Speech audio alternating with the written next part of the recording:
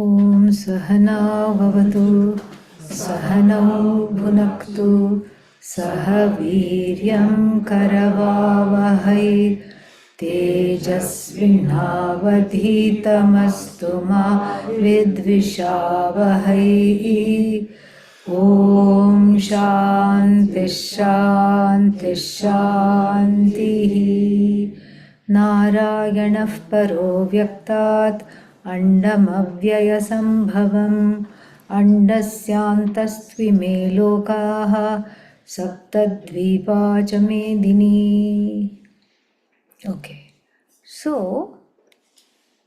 we are looking at the role of the Karma Yogi in preparing for this knowledge. We saw that at length yesterday. And then how to be free of the binding nature of action and reaction and that whole loop by seeing oneself as part of the whole Jagat, participating with enthusiasm, enthusiastically participating and doing what needs to be done despite the instinctual attachment to ragas and dveshas. This is what we saw. So an action that is free of prejudices and preferences becomes worthy of being offered as worship.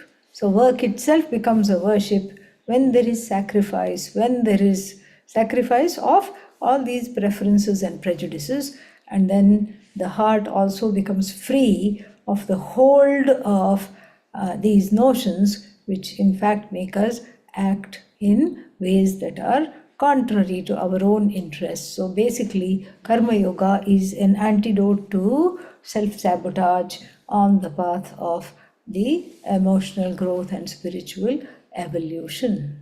So then, Adi Shankara, talking about the next verse, verse number 31, says, Yat etat matam karma kartavyam iti sapramanam uktam tat tadha.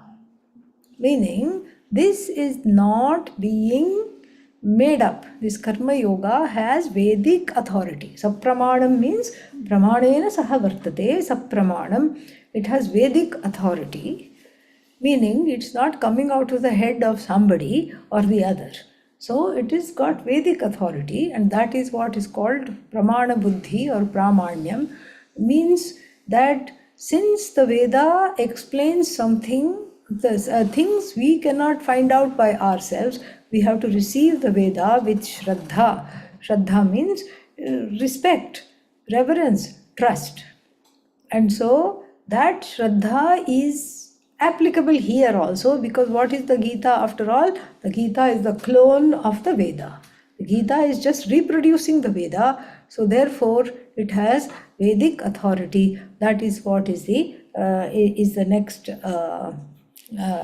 next one. The verse number 31 is going to say, Ye me matamidam nityam, Ye me matamidam nityam, Anutishtanti manavaha, Anutishtanti manavaha, Shraddhavanto nasuyantaha, Shraddhavanto nasuyantaha, Mujyate tepi karmabhihi, Mujyate tepi karmabhihi. This is part of a duet, so the next one also we will chant. Ye tve tadabhyasuyantaha, Ye tve tadabhyasuyantaha, Nanutishtanti me matam, Nanutishtanti me matam, Sarvajnana vimudhanstan, Sarvajnana vimudhanstan, Vidhi nashtana chetasaha, Vidhi nashtana chetasaha. So, Vedic authority means It is something we have to understand two things. Vedic authority means it is infallible because it didn't come out of some head.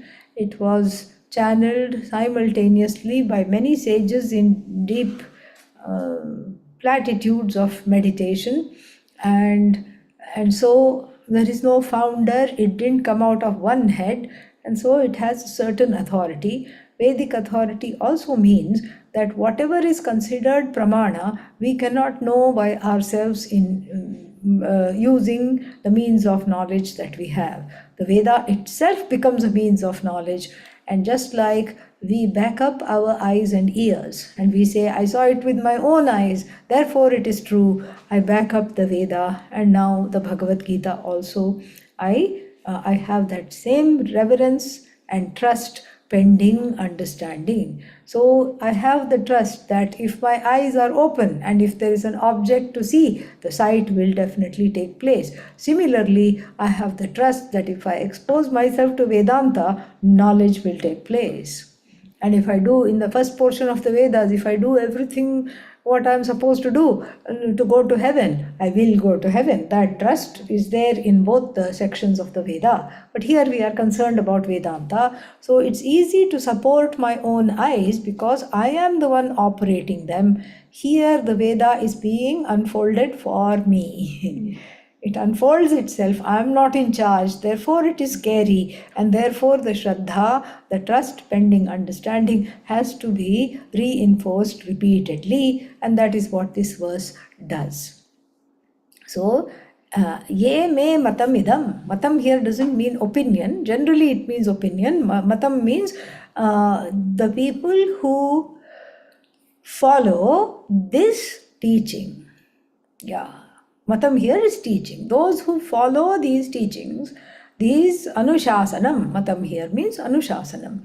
Nityam anutishtanti. They follow it and they abide in it. Anutishtanti. Follow according to the plan. Whatever they are supposed to do, they listen in the manner that they are supposed to listen after gaining the qualifications. Who? Manavaha, the human beings. And how should they listen? Shraddhavantaha. Shraddhavantaha means full of reverence, a heart which is open. That's all is Shraddha. Reverence and trust and all, yes. But really speaking, giving the Shastra, the teaching, the benefit of doubt. If I already come preformed with opinion that this will not work, why? Because nothing else has worked. I have tried this, that has not worked. I have tried this, that this has not worked. And so this is also not going to work. If I come with a foregone conclusion that this is not going to work, then what will happen? It will not work. Because I'm not open to it. So therefore, Shraddha means setting aside, if not eliminating, at least setting aside those conclusions. Setting them aside. Suspending the notions, and that I have to do because that cannot be done for me, because who is holding on to the notions? I am. So I have to be able to drop the notions and then sit in the teaching situation with a mind that is open, give the teaching, the teacher, the Shastra, the benefit of doubt. That is what is called Shraddha. So Shraddhavantaha, Shraddhavan, Shraddhavantau, Shraddhavantaha, plural. So the people, Manavaha, what kind of people? People, Manavaha. Shraddhavantaha, Manavaha. What kind of people? People who have this attitude of giving the teaching, the benefit of doubt. And one word is added. Anasuyantaha. Anasuyantaha means they are not opposed to the Shastra. They don't misunderstand the Shastra. They're not competing with the teaching. That's literally what it means. How to compete with the teaching? No, I know better. That's it. You can't be right. You tell the Veda. Why? Because I know better. How do you know better? If you know better, you should be happy all the time. No, I'm not happy all the time. Okay, keep quiet and listen. That's what we have to tell ourselves repeatedly. But here, what happens is that Anasuyantaha, the correct meaning of it is competing with the Shastra. How? With a mind that is used to catching hold of objects. It's that catch, kill, eat mentality we had when we were lions and tigers in a previous life. That is the whole MO. That is how it lives. Catch, kill, eat. Catch, kill, eat, and then sleep. That's all. This is how it is. And then those vasanas, those samskaras from the previous life of being a beast, those bestial samskaras called prakrita buddhi are there even now in the mind.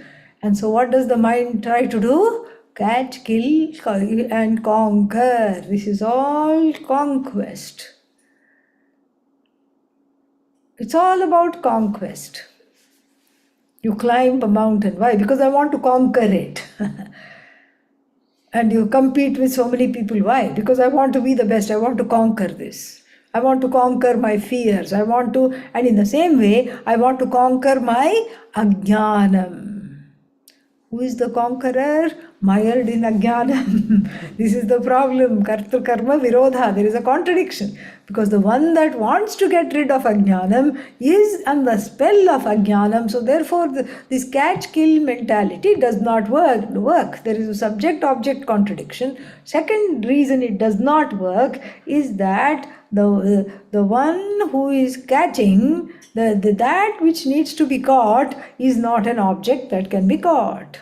The catcher and the caught are one. So how are you going to catch? You can't do that. But yet the orientation is like that. The orientation is to catch it, compartmentalize it, put it in a box and say, I discovered Vedanta. Now I am the author of Vedanta. I am the author of the Upanishad. Catch, kill, name. This is what it is. So much so that even our language has become like that. One teenage boy having given one exam came to me along with his mom and I said, how did you do in the exam? It was some important exam. And he said, I killed it. And first time I heard the expression, I got a little bit worried. And the mother says, no, that means he did really well. Killed it. We use that. We still use that. Killed it means I am on top. I have made the competition lifeless. That is the idea. So the Veda that gives me life, Vedanta, which is supposed to tell me the truth of who I am, I'm going to catch, kill, conquer, put it in a box and name it and take credit for it. I'm the author of all Vedanta. And this is opposite of Shraddha. Shraddha means this should not be there. This is the opposite of Shraddha, and so therefore we have to understand how important this Shraddha is.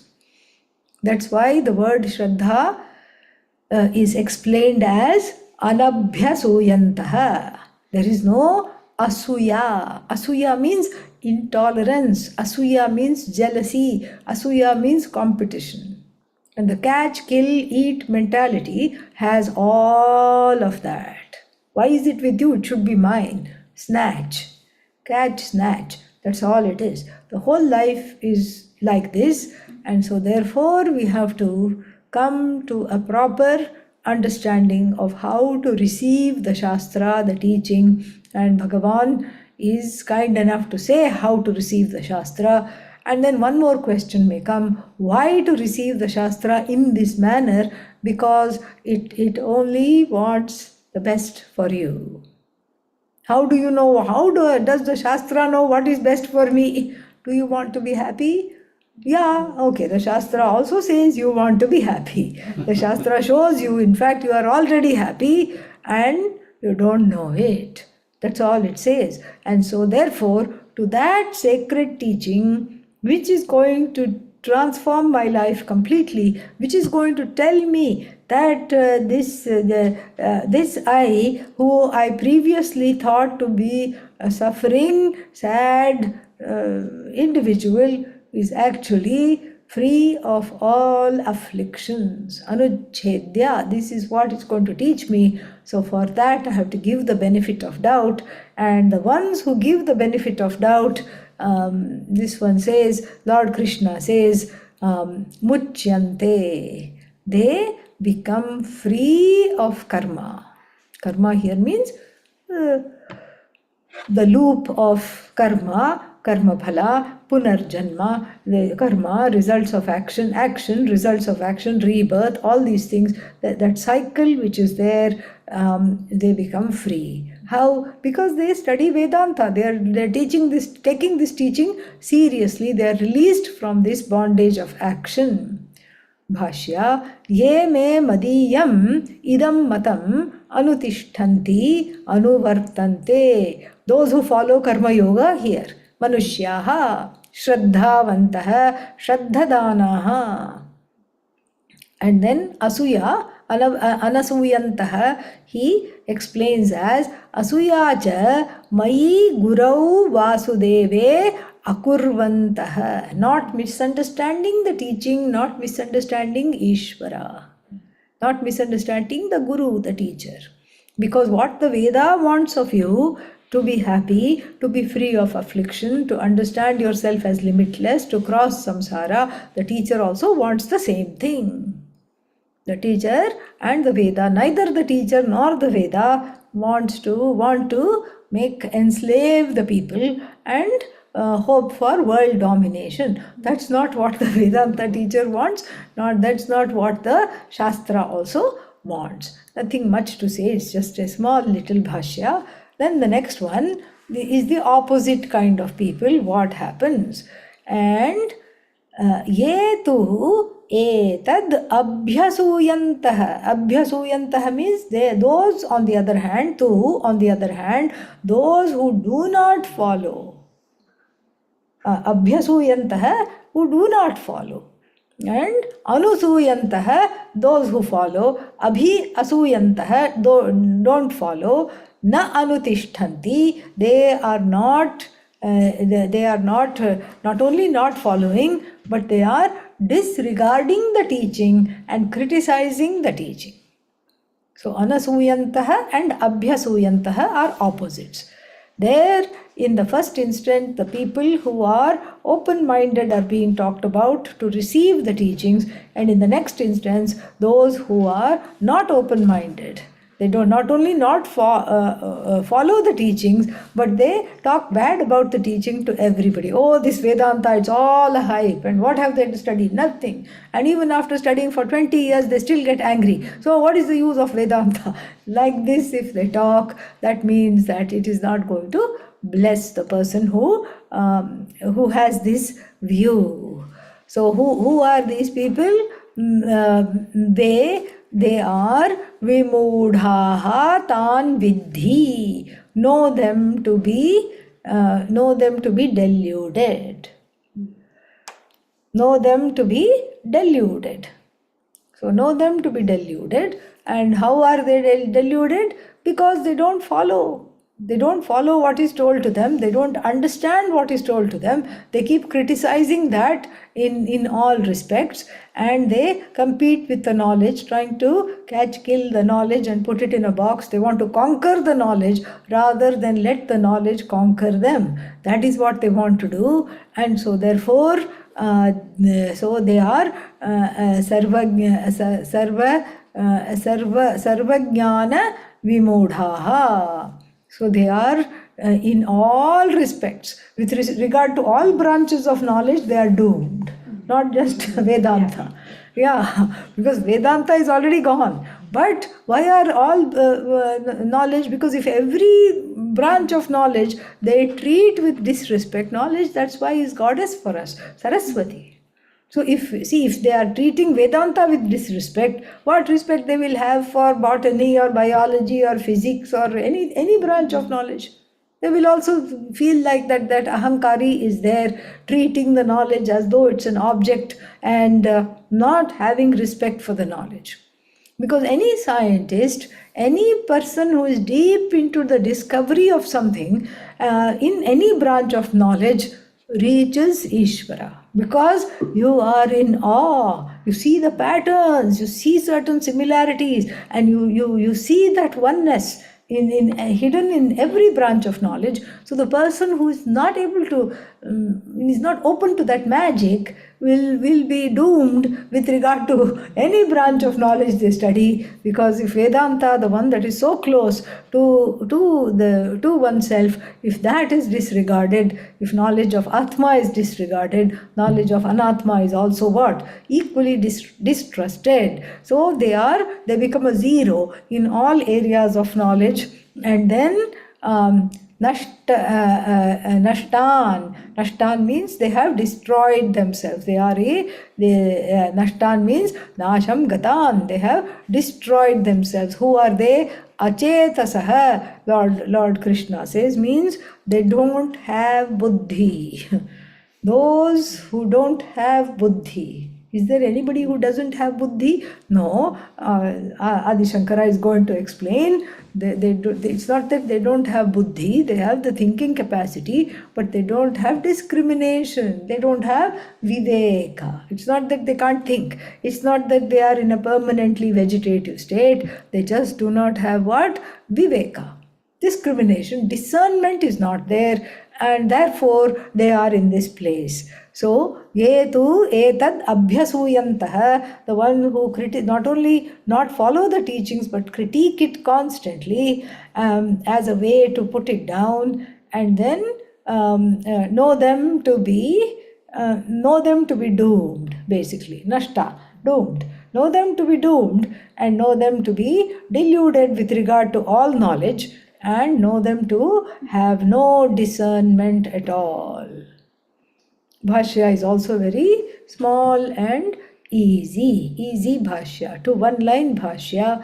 Ye tu tad viparitaha etad mama matam abhyasuyantaha na anutishtanti na anuvartate me matam sarveshu jnaneshu vividham mudhaha.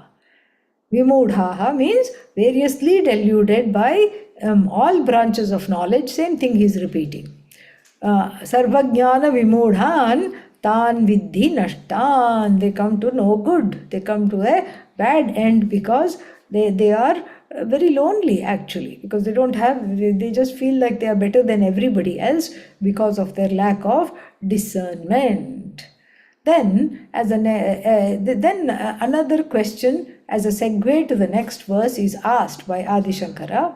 Let us see that. Kasmat punaha karanat. How then, for what reason, Twadiyam matam na anutishtanti paradharmam anutishtanti swadharmam cha na anuvartante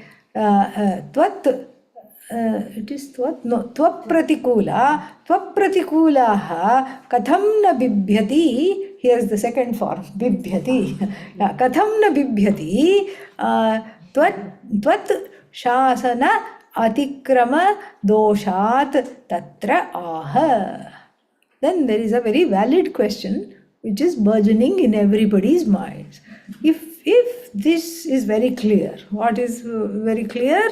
That doing this will get me this, doing this is not going to get me this. We saw these two the contrasting verses. That if I have Shraddha, what will I get? I'll get this knowledge. I will let go of the fear, anxiety, sorrow, etc. If I do not have Shraddha, then I will not get this knowledge. It's very, very clear. It's like a mother telling the child. If you eat this, you will not get, if you eat one more cookie right now, you will not get any other treat for 3 days or 2 days, whatever it is. But whereas if you don't eat it, then tomorrow you will get this treat.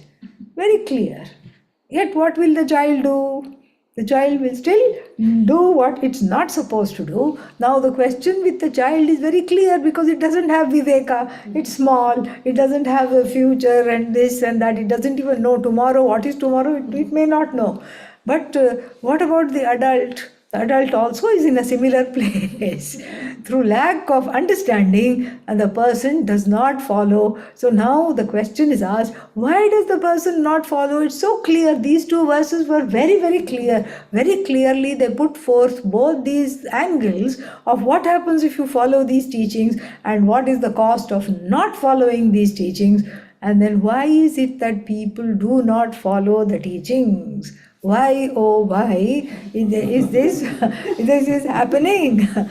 And so kasmat karanat, because of which reason, punaha, then again, because of which reason, twadiyam matam, your teaching, na anutishtanti, they don't follow.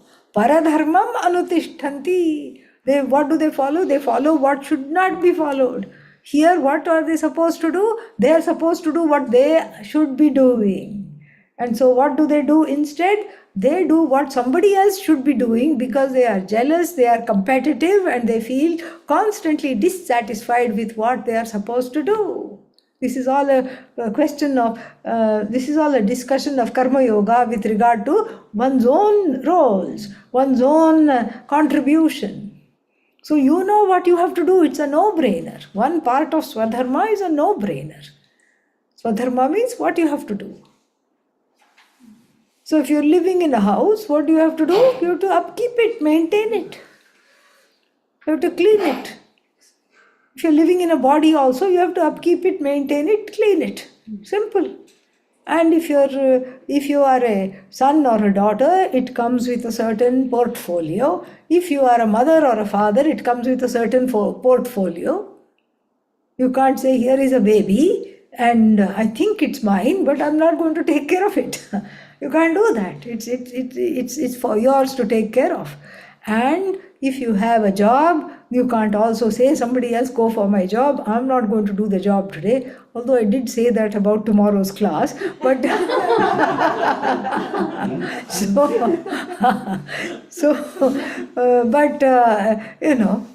few exceptions are there. So then, generally speaking, one cannot do that. What is yours, you have to do. You can't just hope and pray, or you can't just put it on somebody else's head and go away. Why? Because the pasture on the other side looks very lush, green. Ooh, what are they doing over there? The cows on the other side seem very happy.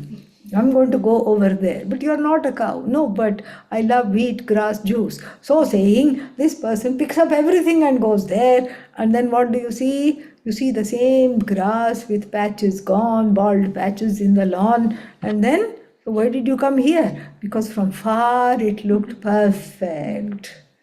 This is what happens with regard to our own dharma. What we have to do, we don't want to do, and what other people's jobs look very, very exciting, and there is a coveting of other people's lives and other people's jobs and other people's swadharma because it seems to be much easier. Bhagavan gave me the short end of the stick.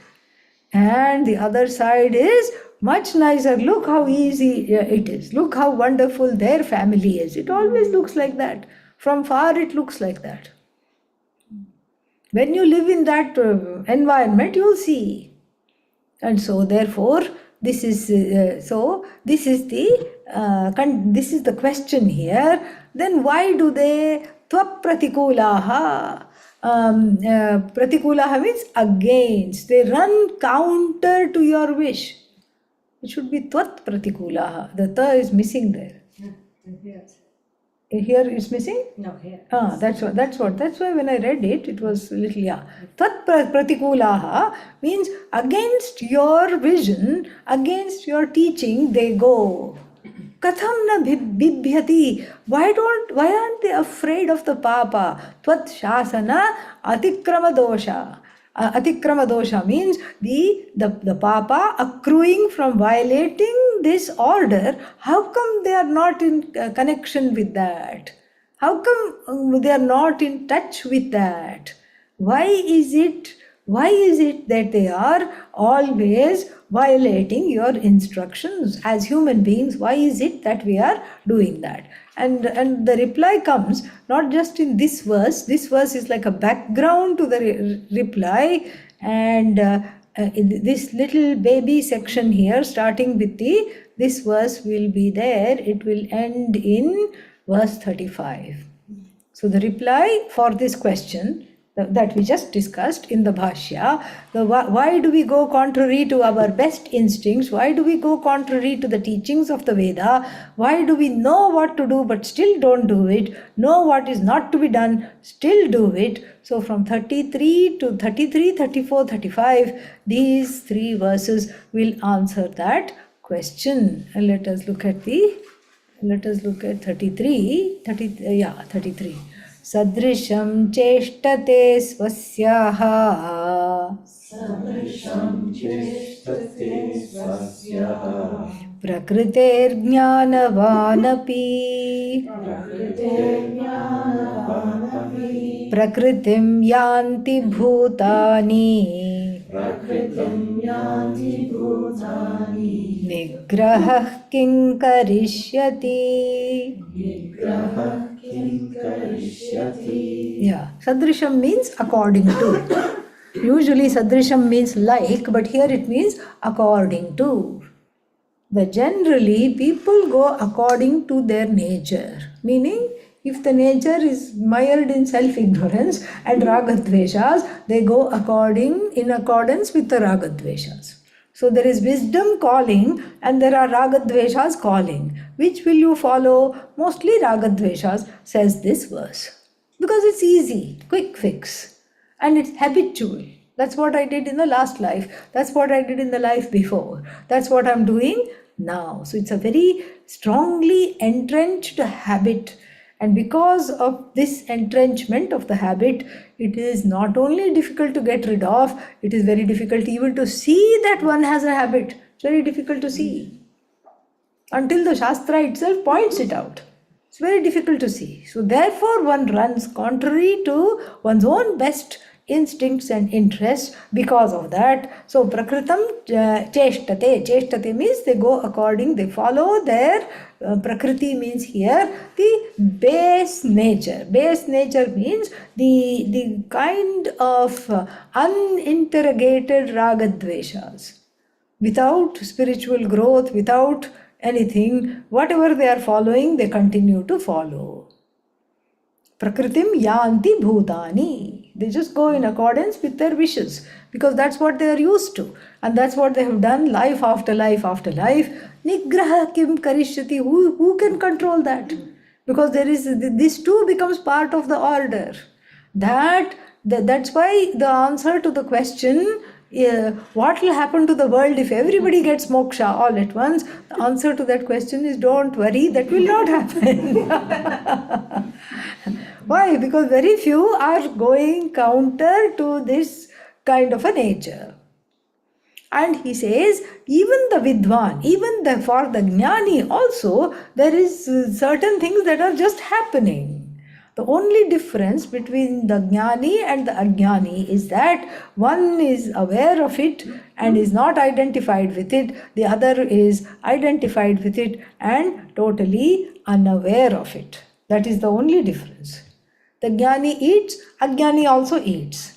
The jnani eats because the food, the body has to be taken care of, so therefore the jnani eats. The ajnani eats. Why? Because of the force of ragadveshas.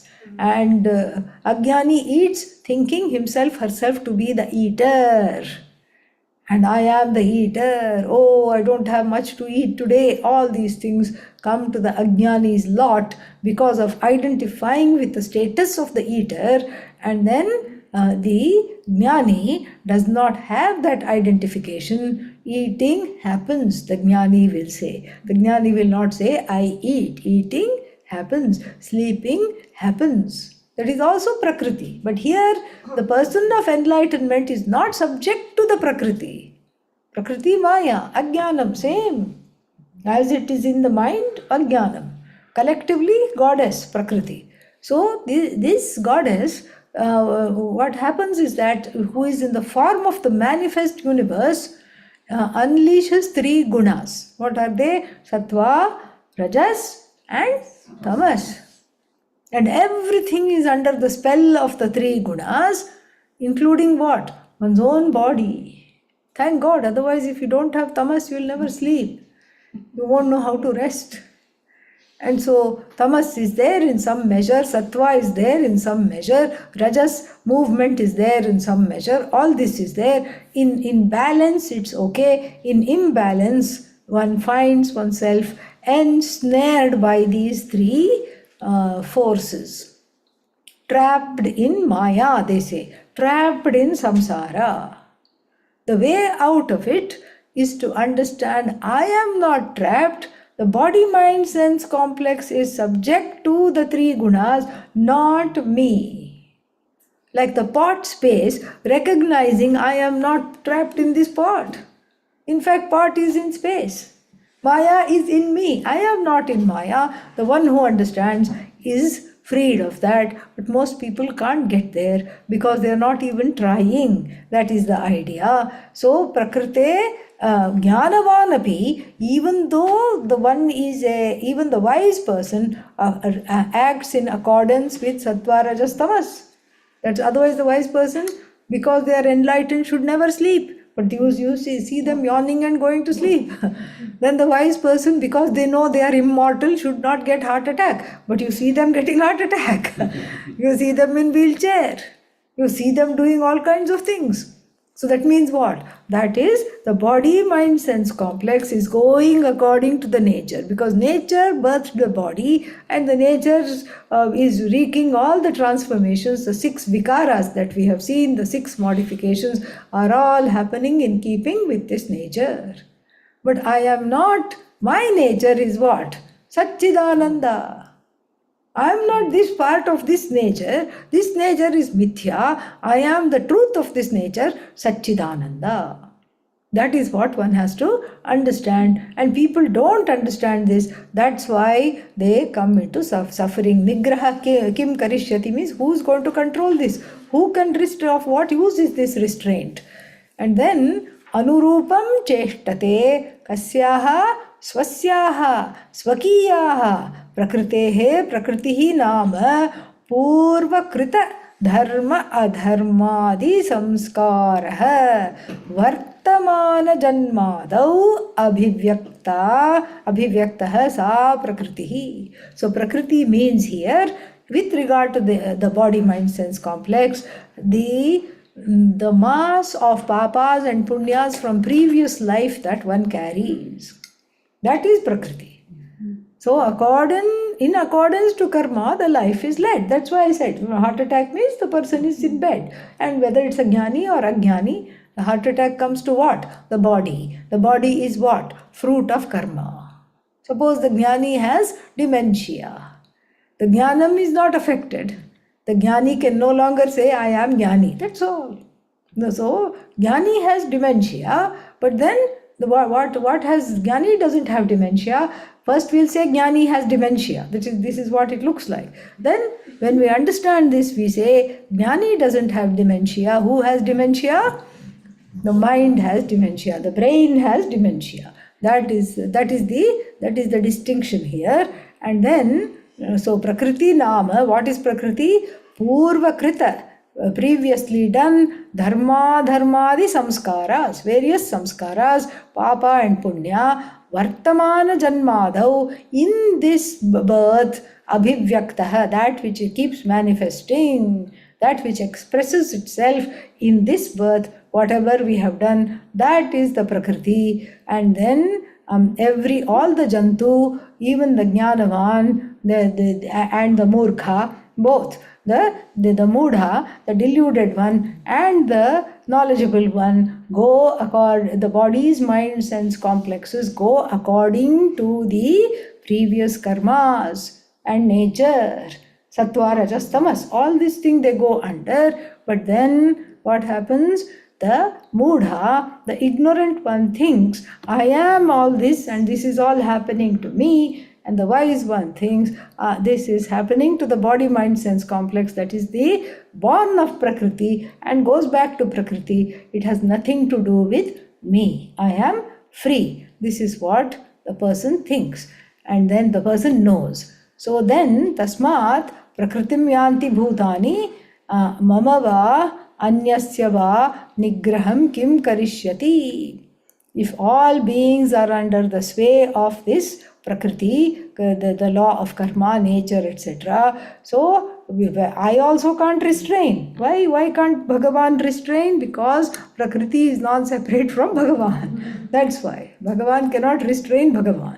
So it's the same order that is non-separate from me. So I cannot restrict that order, and then this is this is why it happens.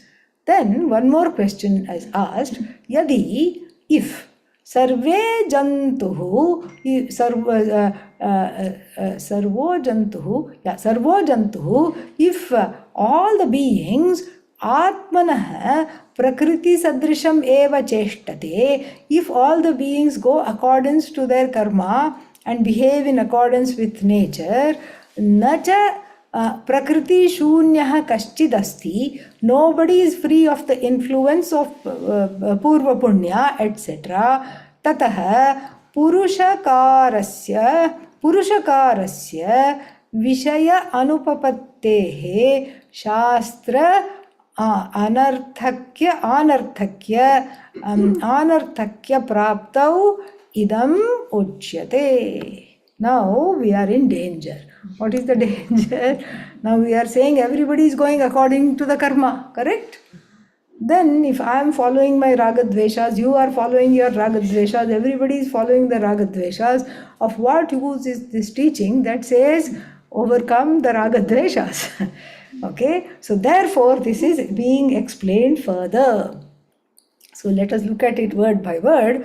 If all the beings, atmanah prakriti sadrisham eva cheshtate, if they go according to their base nature, then nacha kaschit prakriti shunyah asti, nobody is free of this. And then everybody is under the spell of Maya.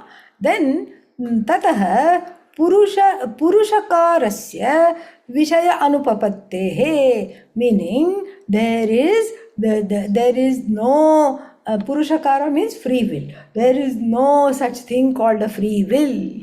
Why did you come to Vedanta? Purva punya. Previous karma brought me to Vedanta. All right. And then, then having studied for 1 year, why did you go away? That was also previous karma, took me away. And why did somebody else not come at all? No karma was there for me to come to Vedanta. We can easily, the karma becomes a catch-all. So karma here, prakriti, all these things, the nature, the everyday nature becomes a catch-all for this. And then what happens? Vedasya anarthakyam, uselessness of the Veda. And also anirmoksha prasanga. Where is moksha in all this then? There is no moksha, there is no pursuit at all. Because if I am only pursuing what I see and what is other than me, then the pursuit of the self, of knowing the self, is not even in the picture. And so that is not there. And then what will happen? All the Swamis will be unemployed. And so that should not happen. So the Swamis cannot be without job. So quickly the next verse is going to be told.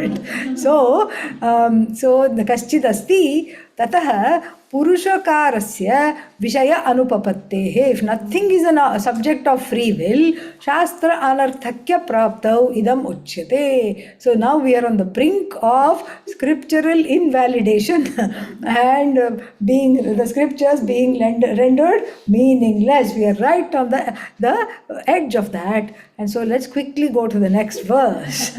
Indrasyendriyasyarthe Indrasyendriyasarthe ragadveshau vyavasthitau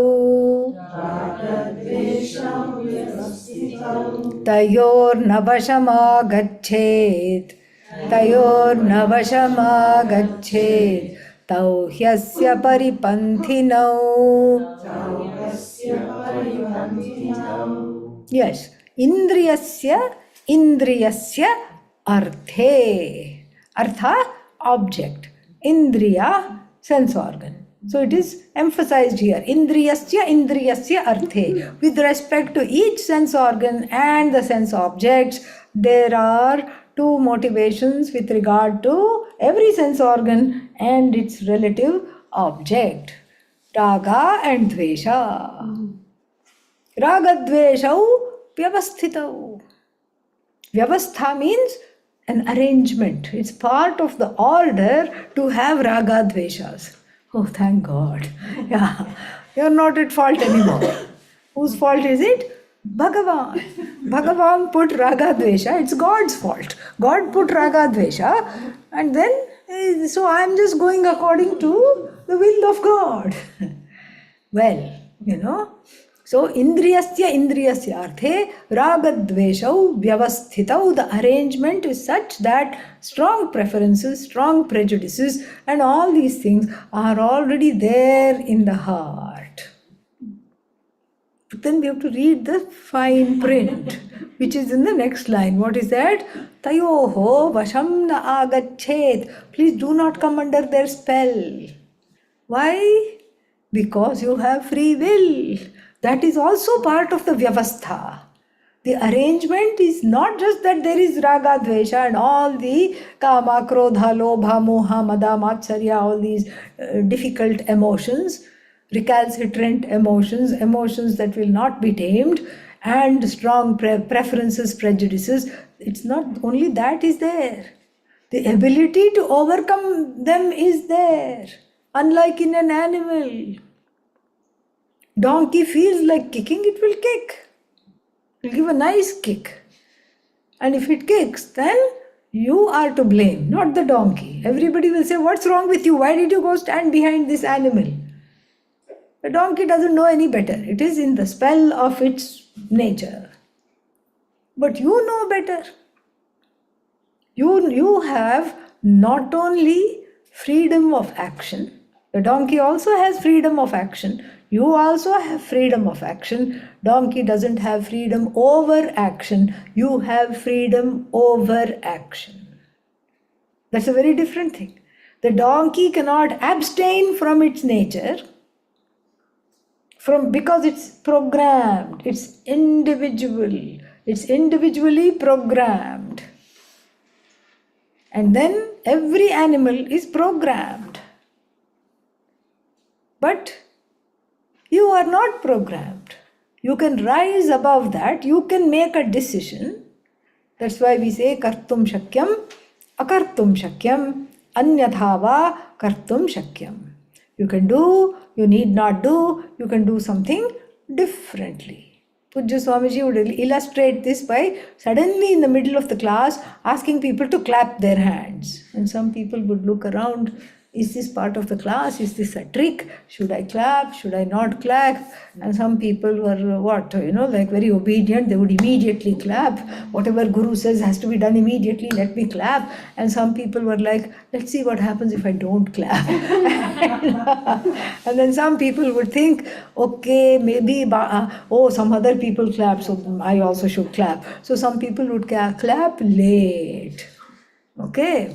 So what does that show? You have used your free will here. When you use your free will, you can do something. You can clap. You need not do something. You can choose not to clap, or you can clap differently after everybody else has finished clapping. Then you clap. You see? So this way we have the free will is there.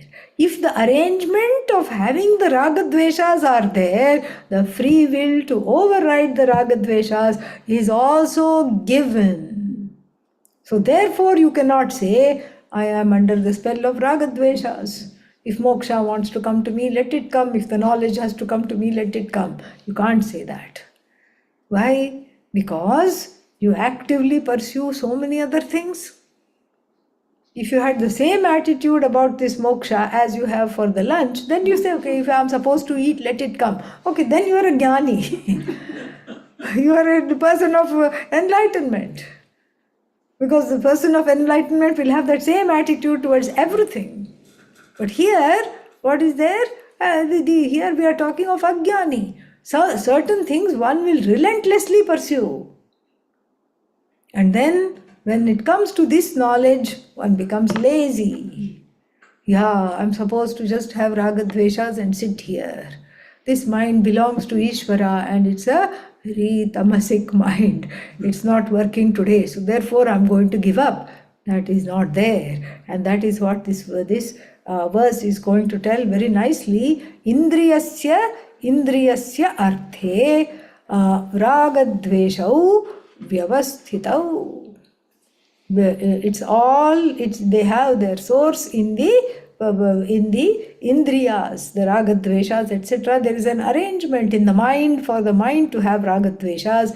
You, however, are not part of this body mind sense complex. You are just living in the body mind sense complex. You are the indweller of this body mind sense complex. You need not come under its influence of the ragadveshas.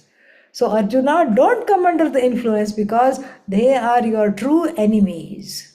On the path of this teaching, they are your enemies. Tauhi asya paripanthinau, not Duryodhana and everybody standing in front of you. Conquer the inner enemies. That is what is going to be told at the end of this chapter. Bhashya. Indriyasya arthe. Sarvendriyanam arthe. Means with respect to the objects of all the sense organs, Shabdadi Vishaye. Shabdadi Vishaye, starting with Shabda, Sparsha, Rasa, Rupa, Gandha, meaning Shabda, sound, sight, and object of smell, various smells that one can pick up, sense of touch, all these things with regard to every sense organs. Ishte ragah anishte dveshah iti evam pratindriyarthe ragadveshau avashyam bhavinau. Definitely ragadveshas have a staying power in the mind. They have the staying power in the mind, definitely. So certain objects you like, certain objects you don't like. Certain objects, even collectively we have likes and dislikes. Certain objects all of us will like, certain objects we don't like. Very few people will like those objects. And so like this, individual likes and dislikes are well entrenched, so are the collective ones. Avashyam bhavinau means they are here to stay. Tatra ayam purushakarasya shastrarthasya cha vishayah uchyate. Here the relationship between the human being and the free will and its relation to the Shastra is being told. And what is being told? Shastrarthe pravrittah purvameva ragadveshayoho vasham na agachet. Once you have come into the umbrella of the Shastra, drop the ragadveshas. Why? Because you can. You can.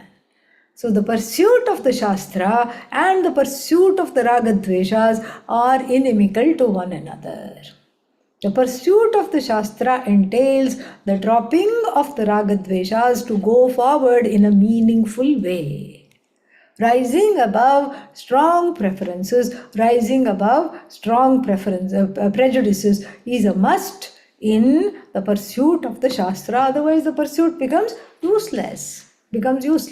So here is where the free will has to be exercised. Vasham na agachet. Don't come under their spell. या हि पुरुषस्य प्रकृतिः सा रागद्वेषपुरःसराः एव स्वकार्ये पुरुषं प्रवर्तयति तदा स्वधर्मपरित्यागः परधर्म अनुष्ठानं च भवति. Very beautiful, very lovely. I mean, in one sentence what all he says, it's amazing.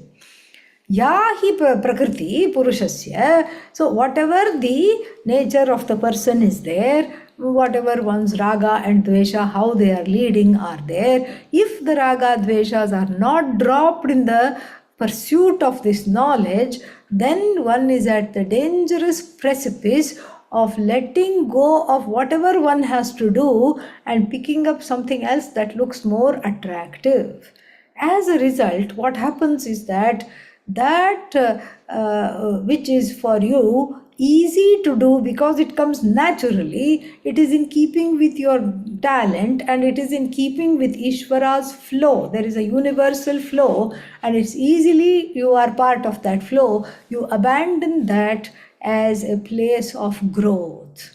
So a wonderful fertile place of growth is abandoned, and one instead gets into a fix of finding something new and trying out something completely foreign to oneself just because of the raga dveshas, and this change because primarily influenced by the raga dveshas, this change is inimical to self growth. Self growth and karma yoga require staying power. Because we all know the adage, when the going gets tough, what happens? The tough get going. So here, if you go away from a difficult situation because you have dvesha for the difficult situation and raga for some other situation that looks easy, you are abandoning not only your duty, we are not worried about that here. You are abandoning a fertile ground of growth where you can interrogate those painful things. Why is this painful? What is being affected? Why is my ahankara feeling sad? All these things you can ask yourself, and then that area of growth is denied to you. Unless, of course, it's an abusive situation that anybody should leave. That's not the question here. But if the situation I want to leave, my roles and my work, whatever it is, instead of converting it into a form of worship and growing as a result, if I want to abandon that situation and go somewhere else because I can't handle it, just like our Arjuna can't handle the war, so what will he become? Sannyasi sitting under the tree. He wants to become a sannyasi. So that won't work well. Why? Because he will carry the guilt and hurt with him. This was explained in the latter half of chapter 2. And then he will carry the guilt and the hurt with him of this whole war. And then a sad sannyasi is a sight for sore eyes. Okay, so this should not be the case. And so therefore, you are abandoning your own growth. It's the ultimate rank form of self-sabotage, where instead of seeing and interrogating why it is difficult, what do I have to overcome, how to go beyond this, how to grow out of the raga dveshas, one opportunity is lost. This way, many opportunities are lost.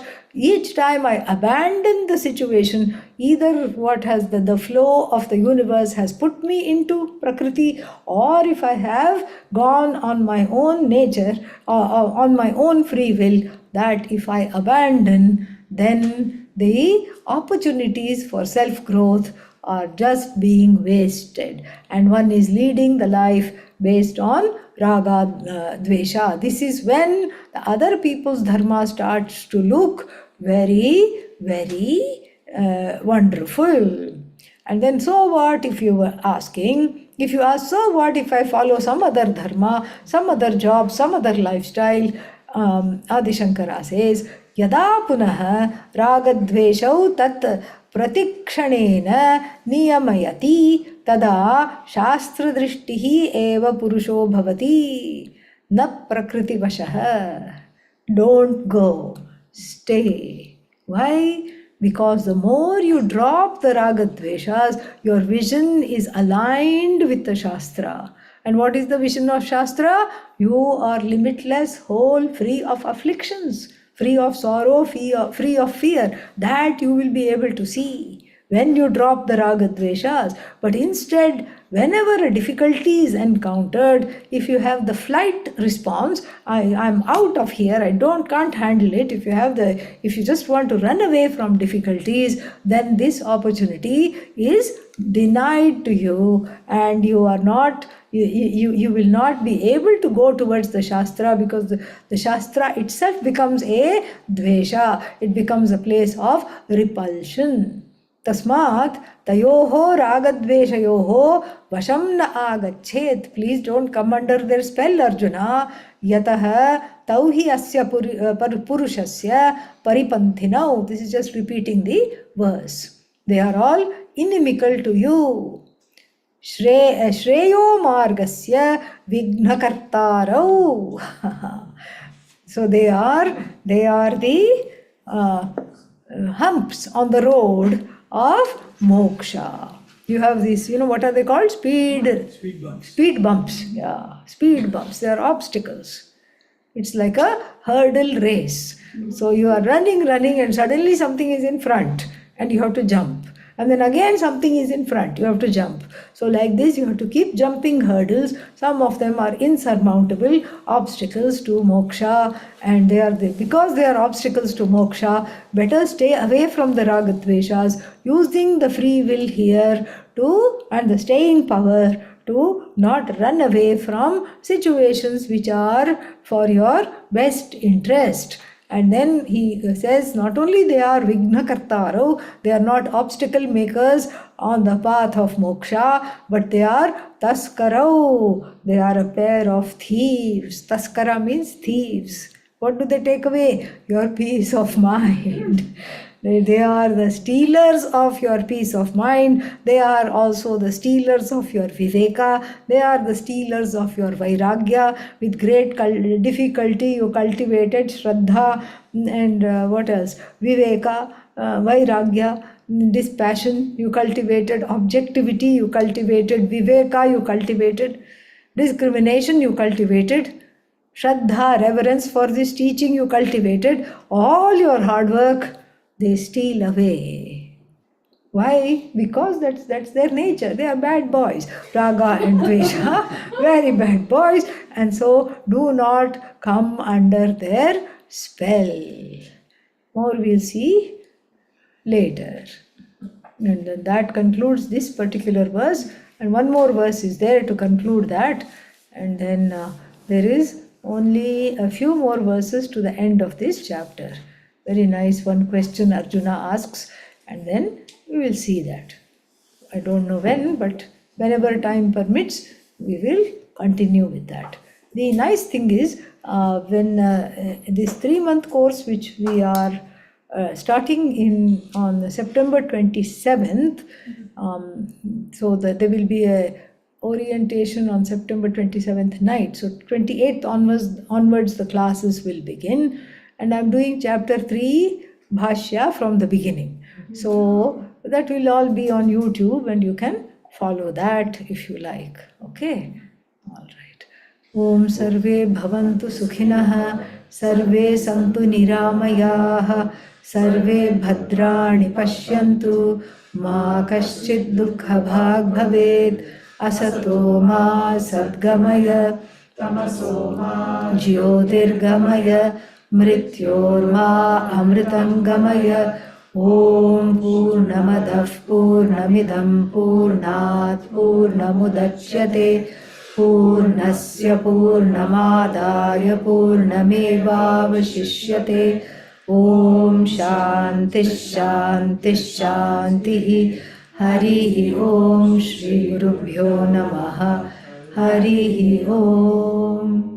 So 25th is a Monday, right? Monday. Okay, so maybe we'll have a class. We'll see. I'll let you know. Yeah. 26th, I'm leaving early morning. I think early, not so early, but anyhow, morning I'll be leaving. All right. Yeah, maybe we'll have a class on the 25th. We'll keep you posted. All the best. Om Namah.